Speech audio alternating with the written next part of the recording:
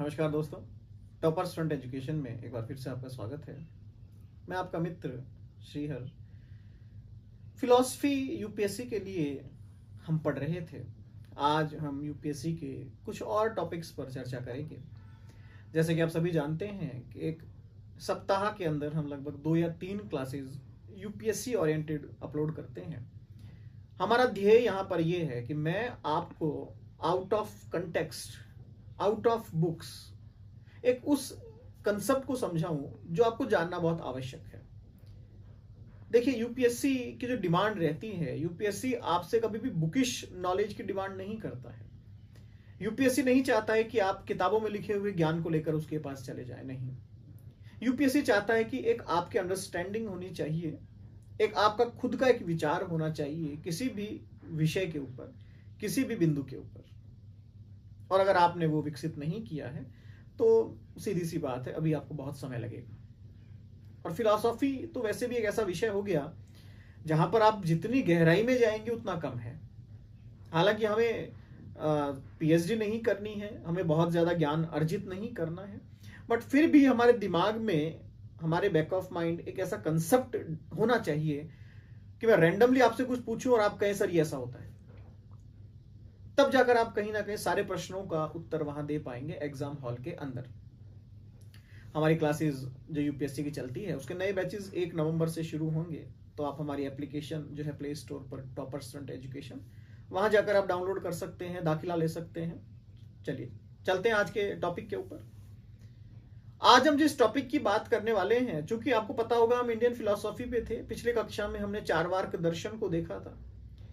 आज की कक्षा में हम वेस्टर्न फिलोसॉफी के एक दार्शनिक को लेंगे जो कहीं ना कहीं चारवाक से मिलता जुलता है। एक तो इससे आपका वेस्टर्न का एक टॉपिक क्लियर हो जाएगा और दूसरा कंपैरेटिव फिलोसॉफी, तुलनात्मक दर्शन, वो भी आपका थोड़ा सा तैयार हो जाएगा। फिलोसोफर का नाम है रेने डिकॉर्ट। ये बुद्धिवादी दार्शनिक है जिसको आप अंग्रेजी में कहते हैं रैशनलिस्ट। अच्छा, बुद्धिवादी कौन होते हैं? पूरी वेस्टर्न फिलोसॉफी के अंदर ये आपको पता होगा, सुकरात से कहानी शुरू होती है। सुकरात के बाद 2 दार्शनिक और आते हैं जिनका नाम प्लेटो और एरिस्टोटल, अरस्तु होता है। अरस्तु के खत्म होने के बाद या अरस्तु के जाने के बाद पूरा पाश्चात्य जगत जो है अंधकार में चला गया, जिसको हमने डार्क एज या डार्क एरा या डार्क फेज कहा, जहां पर फिलोसॉफी एकदम जीरो हो गई और रिलीजन उसके ऊपर हावी हो गया। यहां पर रिलीजन सुपीरियर है और फिलोसॉफी कहीं ना कहीं डाउनफॉल में चल रही है। जब ये एरा खत्म हुआ तो फिर वहां पर 2 विचारधाराएं जो थी वो डेवलप हो चुकी थी। एक थी बुद्धिवाद और एक थी अनुभववाद, इंपेरिसिज्म एंड रैशनलिज्म। इंपेरिसिज्म एंड रैशनलिज्म का जो कंसेप्ट है, जो बेसिक कंसेप्ट है, वो एक ही डिफरेंशिएशन है। क्या है? ये दोनों नॉलेज कैसे होगी इस क्वेश्चन के ऊपर अलग अलग है बस। जो बुद्धिवादी हैं वो कहते हैं जो नॉलेज होती है वो हमारी बुद्धि से होती है। जो इंप्रेसिस्ट हैं, जो अनुभववादी हैं, वो कहते हैं जो नॉलेज है हमारी इंद्रियों से होती है। Knowledge with the help of sense organs. यही दोनों में फर्क है। एक बुद्धि की बात करता है और एक इंद्रियों की बात करता है, बस। तो हम जिसकी बात कर रहे हैं वो है रेने डिकॉर्ट। ये बुद्धिवादी है। आपके सिलेबस के अंदर डिकॉर्ट, स्पिनोजा और लिबनिट्ज, ये 3 फिलोसोफर आते हैं जो कि प्रमुख रूप से बुद्धिवादी हैं। हालांकि अगर बुद्धिवाद की मैं बात करता हूं तो मैं प्लेटो को भी बुद्धिवादी मानता हूं, क्योंकि प्लेटो ने अपने दर्शन के अंदर, प्लेटो ने अपने लिटरेचर के अंदर कई बार इस बात का जिक्र किया है। जब प्लेटो ये कहते हैं कि ज्ञान के मामले में मैं हमेशा कहूंगा कि बुद्धि प्राथमिक है। बुद्धि प्राथमिक है प्लेटो के अकॉर्डिंग। इट मीन्स प्लेटो भी कहीं ना कहीं रैशनलिस्ट है, प्लेटो भी कहीं ना कहीं बुद्धिवादी है। बट रेने डिकॉर्ट वो फिलोसोफर हुआ जिसने खुलकर ये बात कही कि मैं बुद्धिवादी हूं। कुछ पुस्तकों के अंदर, कुछ बुक्स के अंदर तो रेने डिकॉर्ट को फादर ऑफ रैशनलिज्म कह दिया गया कि ये बुद्धिवाद का पिता है। हालांकि इसमें कितनी सच्चाई थी इस पर हम चर्चा नहीं करेंगे। रेने डिकॉर्ट जो अपनी फिलॉसफी लेकर आए मार्केट के अंदर, रेने डिकॉर्ट जो फिलॉसफी लेके आए बाजार के अंदर, वो अपने आप में नई फिलॉसफी थी। लोग उसको जानना चाहते थे। इमैनुअल कैंट कहते हैं कि जब मैं डिकॉर्ट को पढ़ता हूं तो मुझे ऐसा लगता है कि मैं किसी और दुनिया में जी रहा हूं। डिकॉर्ट क्या सोचते थे, डिकॉर्ट का सोचने का नजरिया क्या था, डिकॉर्ट का जो फिलॉसफी है अपने आप में सुपीरियर है, ये इमैनुअल कैंट ने कहा। कांट कहते हैं मैं डिकॉर्ट को पढ़ते पढ़ते कब बुद्धिवादी हो गया मुझे पता नहीं चला।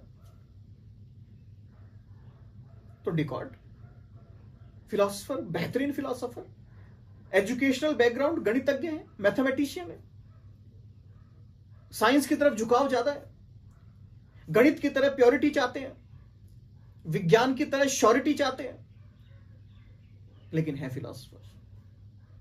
रस आ गया दर्शन शास्त्र में, फिलॉसफी पढ़ने लगे, फिलॉसफी में ज्ञान देने लगे, गणित और विज्ञान दोनों को छोड़ दिया, गणित और विज्ञान को फिलॉसफी में मिलाकर अपना नया दर्शन चला दिया।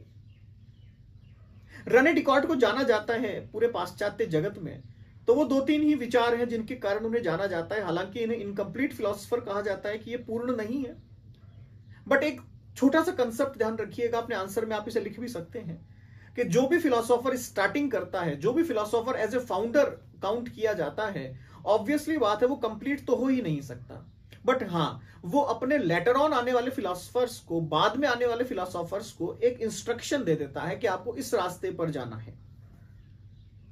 ये डिकॉर्ड ने किया, ये जॉन लॉक ने किया। तो डिकॉर्ड की जो फिलॉसफी है उसमें डिकॉर्ड ने एक बहुत अच्छा कंसेप्ट दिया जिसको आप कहते हैं संदेह की विधि। जहां डिकॉर्ड संदेहवाद की बात करता है, वहां डिकॉर्ड का जो संदेह है उसको कभी समझने की कोशिश कीजिएगा आप। डिकॉर्ड के संदेह की बात कर रहा है। डिकॉर्ड कहता है कि मैं हर एक चीज पर संदेह करूंगा, मैं हर एक चीज पर संदेह कर सकता हूं, मैं सोच सकता हूं, क्योंकि मैं सोच सकता हूं इसलिए मैं संदेह कर सकता हूं। लेकिन कब तक? प्रश्न आता है, आखिर कब तक? डिकॉर्ड कहते हैं I think therefore I am. मैं सोचता हूं इसलिए मेरा अस्तित्व है। अब इस एक मीनिंग के ऊपर अगर आप लिखना चाहें तो पूरी थीसिस लिख दी जाती है। I think therefore I am, मैं सोचता हूं इसलिए मेरा अस्तित्व है। क्या, कितने मर्म निकालेंगे आप इसके, कितना कंक्लूजन निकालेंगे आप एक सिंगल स्टेटमेंट का? मैं सोचता हूं। सबसे पहला द डिक्लेरेशन, मैं ये घोषणा कर रहा हूं कि सोचना, मैं सोच सकता हूं। दूसरी बात, मैंने खुद को यहां पर प्रूफ कर दिया कि मेरा एग्जिस्टेंस है। मैं सोचता हूं, ये मेरा नेचर है कि मैं सोच सकता हूं। Means the existence of thoughts, विचारों का अस्तित्व है क्योंकि मैं सोच रहा हूं। लेकिन मेरे सोचने से क्या सिद्ध हुआ? मेरा अस्तित्व। I think therefore I am, मैं हूं। तो डिकॉर्ड कहते हैं जो मेरा संदेह है, मेरा संदेह अनंत काल तक नहीं चलता है। मेरा संदेह जो है वो सत्य की यात्रा पर जा रहा है। मेरा संदेह सत्य को पकड़ने के लिए काम कर रहा है। जिस समय, जिस घड़ी मैंने सत्य को पकड़ लिया, उसी वक्त मेरा संदेह खत्म हो जाएगा। मेरा संदेह कभी अनंत काल तक नहीं चलेगा। मेरा संदेह ऐसा नहीं है कि जो हमेशा चलता रहेगा। मेरा संदेह प्रारंभ है, मेरा संदेह शुरू होता है। जैसे कि आप पढ़ेंगे कभी भगवान बुद्ध को, भगवान बुद्ध कहते हैं कि जीवन की यात्रा दुख से शुरू होती है। प्रत्येक समुत्पाद में जहां वो कहते हैं सर्व दुखम दुखम, दुख है, सब कुछ दुख है। लेकिन अंत में उन्होंने क्या कहा कि जो व्यक्ति प्रत्येक समुत्पाद को जान जाएगा वो दुखों से मुक्त हो जाएगा। That's it. दुख कंक्लूजन नहीं है उनका, दुख स्टार्टिंग है, रियलाइजेशन। उसी तरह से डिकॉर्ड जब कहते हैं कि मैं खुद को जानने के लिए यात्रा पर निकला हूं, तो मेरा जो संदेह है, जो मेरा स्केप्टिज्म है, वो कंक्लूजन नहीं है, वो जस्ट स्टार्टिंग है, वो प्रारब्ध है। और ये कहां तक जा रहा है? जहां मैंने ये प्रूफ कर दिया कि मैं हूं। सेल्फ अवेयरनेस, सेल्फ रियलाइजेशन, आत्मज्ञान, स्वयं का ज्ञान, यही मेरा कंक्लूजन है। यही रेने डिकॉर्ड कह रहे हैं आपसे कि मेरा संदेह केवल यहीं तक जाएगा। अच्छा, रेने डिकॉर्ड ने इसके अंदर एक बहुत ही अच्छा एक कंसेप्ट हमें समझाने का प्रयास भी किया। डिकॉर्ड कहते हैं कि जब कभी आपके जीवन में कोई समस्या आ जाती है, जब आपके जीवन में कोई परेशानी आ जाती है, तो समस्याओं का समाधान कैसे किया जाए। रेने डिकॉर्ड कहते हैं अपनी समस्या को 4 अलग अलग भागों में डिवाइड कर लीजिए। अगर आप डायरेक्ट उससे फाइट करने जाएंगे तो शायद आप हार जाएंगे। आप उसे डिवाइड कर लीजिए। चलिए डिवाइड कर लिया, क्या किया जाए? डिवाइड करने के बाद आप चेक कीजिए कि हम इजी टू टफ सीक्वेंस बनाइए। आसान आसान, फिर मुश्किल मुश्किल मुश्किल मुश्किल मुश्किल। बना लिया? अब इसको सॉल्व करना शुरू कीजिए। सॉल्व कहां से शुरू करें? आसान से? डिकॉर्ट कहते नहीं, मुश्किल से शुरू कर दीजिए। मतलब एक क्रम बना लीजिए, आप एक सीक्वेंस बना लीजिए कि हम आसान से शुरू करें नहीं, मुश्किल से शुरू करें नहीं, कहां से शुरू करें? फिर हम रेने डिकॉर्ट कह रहे हैं सबसे पहला प्रारब्ध आप कीजिए। जो आसान आसान आसान चीजें हैं ना, क्योंकि आप उन्हें कम समय में अचीव कर सकते हैं, तो आप उन्हें खत्म करना शुरू कीजिए, खत्म कर दीजिए, और आखिरी में आप पाएंगे हमने टफ को भी खत्म कर दिया। फॉर एग्जाम्पल मान लीजिए यूपीएससी में आपके पास 10 चैप्टर्स हैं। 10 चैप्टर्स को आप डिवाइड कर लीजिए 1 to 10। अब उस पूरे सिलेबस को एनालाइज कीजिए आप एक बार। एनालाइज आपने जब किया तो आपको पता चला कि शायद 4 चैप्टर तो बड़े आसान है, मैं जल्दी कर सकता हूं, 4 चैप्टर थोड़े कठिन है, थोड़ा समय लगेंगे, और आखिरी के 2 चैप्टर तो बहुत ज्यादा मुश्किल है, उन्हें पता नहीं कितना समय लगेगा। डिकॉर्ट कहते हैं कि अगर पहले मैंने मुश्किल को उठा लिया तो सारा का सारा समय मेरा खा जाएगा। इस समय खाने के कारण मैं डिप्रेशन में आ जाऊंगा, हतोत्साहित हो जाऊंगा। तो क्या किया जाए? सबसे पहले आसान को आप उठाइए, 4 चैप्टर खत्म कीजिए, 40% सिलेबस कवर हो गया, दैट्स इट। अब आप थोड़े मुश्किल वाले 4 पे पहुंचिए। मुश्किल वाले 4 पर आप देखेंगे कि हो सकता है थोड़ा समय ज्यादा लग जाए, लेकिन 80% सिलेबस कवर हो गया। अब अगर रेस्ट ऑफ 20 नहीं भी हुआ तो भी मैं एक सेफ साइड में हूं। बट चूंकि आपने 8 चैप्टर कवर किए हैं तो आपके अंदर एक कॉन्फिडेंस डेवलप होगा और आप रेस्ट ऑफ 2 भी कर लेंगे। तो डिकॉर्ट ने हमें प्रॉब्लम सॉल्विंग मेथड सिखाया, जो कि आज के कंप्यूटर साइंस में चलता है, कंप्यूटर्स में चलता है। जितनी बड़ी बड़ी मशीनरीज है उनमें यही मेथड काम आता है। मैथ्स के अंदर, लॉजिक्स में भी यही मेथड काम में आता है। अलग अलग तरह की विद्याओं में इस मेथड का यूज किया जाता है। जहां डिकॉर्ट कहते हैं कि समस्याओं का समाधान किस प्रकार से किया जाए। डिकॉर्ट को एक समस्या बहुत पसंद थी, या मैं कहूंगी ऐसी समस्या जिसने डिकॉर्ट को कहीं ना कहीं संदेह में डाल दिया। डिकॉर्ट को ही उसका समाधान नहीं मिला। वो समस्या ये थी कि साहब इस बुद्धि का और इस शरीर का संबंध क्या है? इस बुद्धि और शरीर को मैं किस तरीके से रिलेट करूं? क्या दोनों एक है? क्या दोनों अलग हैं? किस तरीके से बुद्धि शरीर को चला रही है? क्योंकि आप एक रैशनलिस्ट हैं, आप बुद्धि को प्रधानता दे रहे हैं, आपने इंद्रियों पर ज्यादा ध्यान नहीं दिया है। आपके हिसाब से इंद्रियां सेकेंडरी है, बुद्धि प्राइमरी है। तो ये बुद्धि और इंद्रियों में रिलेशनशिप कैसे बना? Please elaborate. तो यहां पर रेने डिकॉर्ट ने अपना कंसेप्ट दिया, the relationship between mind and body. Dualism, द्वैतवाद है, दोनों की अलग अलग सत्ताएं, क्योंकि डिकॉर्ट मान रहे हैं यहां पर बुद्धि अलग है और शरीर अलग है। लेकिन डिकॉर्ट ने कहा दोनों के अंदर एक संबंध तो है। अगर मैं हाथ उठा रहा हूं तो इसके संकेत मेरे माइंड में जा रहे हैं, मतलब रिलेशनशिप तो है, संबंध तो है, अलग तो नहीं है। लेकिन चूंकि अलग भी है, क्योंकि अगर मैं मर गया तो शरीर तो रह जाएगा लेकिन बुद्धि बंद हो जाएगी, मतलब कहीं ना कहीं दो अलग अलग है। डिकॉर्ट ने कहा कि दोनों अलग हैं। एक कंप्लीटली कॉन्शियस है और एक कंप्लीटली नॉन कॉन्शियस है। एक पूर्णतः चेतन है और एक पूर्णतः अचेतन है। माइंड को वो कहते हैं कि कॉन्शियस है। चलिए ठीक है। लोगों ने कहा कि थोड़ा एलोबरेट और कर दीजिए, थोड़ा एक्सप्लेनेशन और दे दीजिए, थोड़ा एग्जांपल्स और दे दीजिए। डिकॉर्ट ने कहा चलिए ठीक है, मैं आपको एग्जांपल देता हूं। डिकॉर्ट की जो खुद की राइटिंग्स हैं उसमें उसने 2-3 एग्जांपल्स दिए। डिकॉर्ट ने कहा कि इमेजिन कीजिए ये इस तरीके से है कि एक घोड़ा है, घोड़े के ऊपर एक जॉकी बैठा है और जॉकी उस घोड़े को चला रहा है। अब चूंकि घोड़ा अलग है, जॉकी अलग है, लेकिन जब वो एक साथ भाग रहे हैं तो हम कहेंगे कि साहब एक पूरा का पूरा एक व्यक्ति घोड़े के साथ आगे जा रहा है। और जब घोड़ा आगे जाएगा तो व्यक्ति भी आगे जाएगा। चलाने वाला व्यक्ति है, चलने वाला घोड़ा है। इसी तरह से हमारा शरीर और हमारी बुद्धि, क्योंकि बुद्धि ऊपर बैठी है तो ये जॉकी हो गई और शरीर नीचे है तो ये घोड़ा हो गया। That's it. लोगों ने कहा कि वैसा एग्जाम्पल तो आपने बहुत सुंदर दिया, लेकिन ये एग्जाम्पल काम का नहीं है। क्यों? क्योंकि शरीर, आपने अभी कहा था कि ये कॉन्शियस नहीं है, लेकिन घोड़ा कॉन्शियस होता है। हां, आप एक व्यक्ति को पत्थर के ऊपर बिठा दो और फिर भगा के दिखाओ। डिकॉर्ट ने कहा नहीं, ये तो ज्यादा हो गया। पत्थर पर बैठेगा व्यक्ति तो भाग नहीं सकता, घोड़े पर भाग सकता है। तो लोगों ने कहा फिर सेकंड एग्जांपल कुछ और दीजिए, इसमें तो मजा नहीं आया। डिकॉर्ट ने कहा ठीक है चलिए एक और एग्जांपल देता हूं। डिकॉर्ट ने कहा कि एक गाय है जिसके एक छोटा सा बच्चा है। जब जैसे ही बच्चा गाय के पास पहुंचता है तो गाय अपने आप ही दूध को बनाना शुरू कर देती है और बच्चे को पिलाना शुरू कर देती है। तो यहां पर जो गाय है वो हमारी बुद्धि का प्रतीक है और जो बच्चा है वो शरीर का प्रतीक है। शरीर और बुद्धि मिलती है तो गाय के अंदर अपने आप से दूध बनना शुरू हो जाता है, बच्चा दूध पी लेता है। इसी तरह बुद्धि और शरीर जब मिलते हैं तो अपने आप बहुत सारी एक्टिविटीज डेवलप हो जाती है और लाइफ चल जाती है। लोगों ने कहा ये भी बड़ा सुंदर एग्जाम्पल है, लेकिन इसमें भी कमी है। क्या?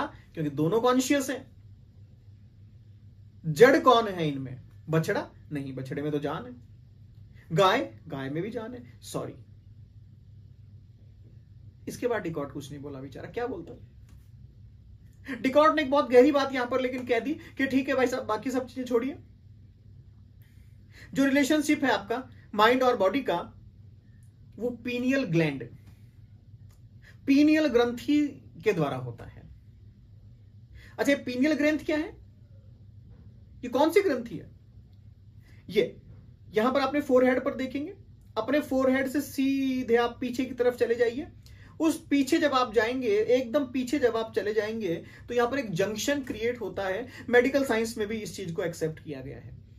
यहां पर एक जंक्शन क्रिएट होता है पीछे की तरफ, जहां पर आपका बुद्धि ऊपर, आपका ब्रेन, और नीचे आपका स्पाइनल, ये कनेक्टेड है। आपका ब्रेन एंड स्पाइनल, ये दोनों कनेक्टेड है। अभी पीनियल जो है ये जंक्शन का काम करता है। ये आपके थॉट्स को अपनी बॉडी में और बॉडी को आपके माइंड में ये ट्रांसफर करता रहता है। बट फिर वही प्रश्न वापस से आ गया, क्योंकि लोग तो क्रिटिसाइज कर रहे हैं कि जो पीनियल ग्लैंड है वो कॉन्शियस होगी या नॉन कॉन्शियस होगी, अनकॉन्शियस होगी? बताइए। अगर पीनियल कॉन्शियस है तो ये तो माइंड का पार्ट हो गई, और अगर ये कॉन्शियस नहीं है तो ये बॉडी का पार्ट हो गई। तो यहां पर इसने जंक्शन कैसे क्रिएट किया? तो डिकॉर्ड वो भी नहीं समझा पाए। तो कहीं ना कहीं डिकॉर्ड ने एक आइडिया तो दिया, बट एलोबरेट नहीं कर पाए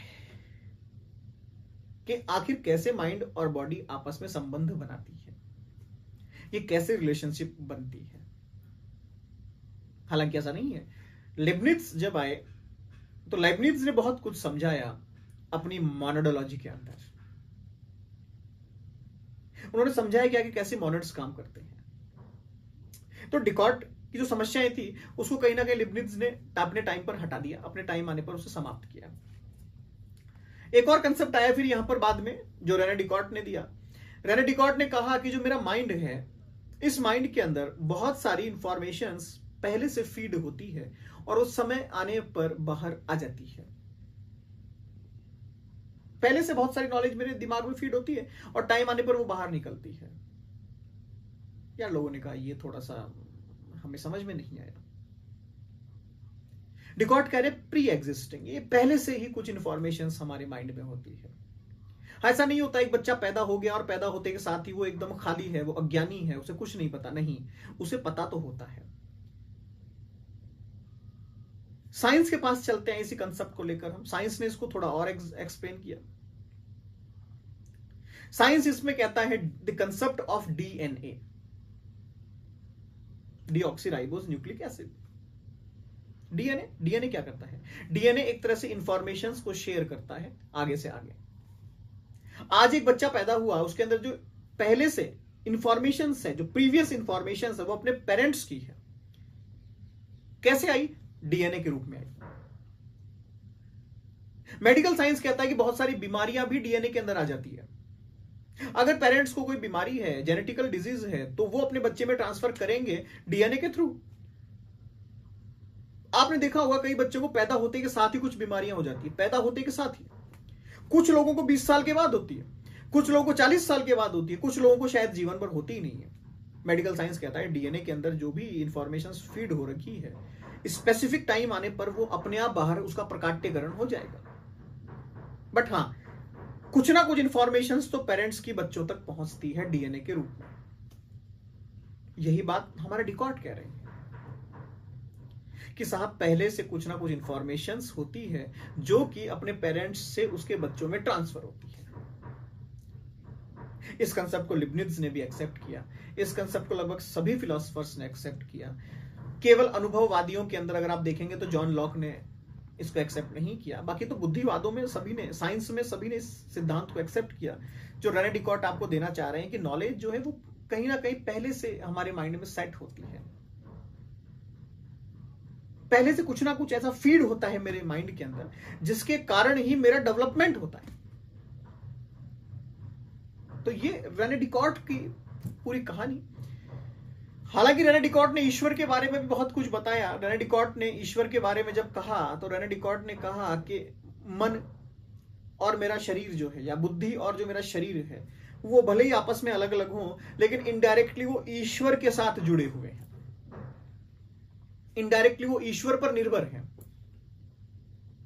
भले ही उनमें आपस में मैं किसी संबंध को एक्सप्लेन नहीं कर पाया, कोई एलोबरेट नहीं कर पाया, बट इनडायरेक्टली वो ईश्वर के साथ संबंधित अवश्य है, क्योंकि उनको जन्म देने वाला, पैदा करने वाला, उनके अस्तित्व को रखने वाला ईश्वर है। मेरे मन में बुद्धि देने वाला ईश्वर है, बुद्धि में ईश्वर की बात देने वाला ईश्वर है, ईश्वर की चर्चाएं करने वाला मैं कैसे पैदा हुआ? ईश्वर के कारण पैदा हुआ। तो ईश्वर तो है। उन्होंने एक हिंट दे दिया कि सब कुछ क्रिएट करने वाला ईश्वर है और वो सुपीरियर है, सुप्रीम है, उनसे ऊपर कोई नहीं है।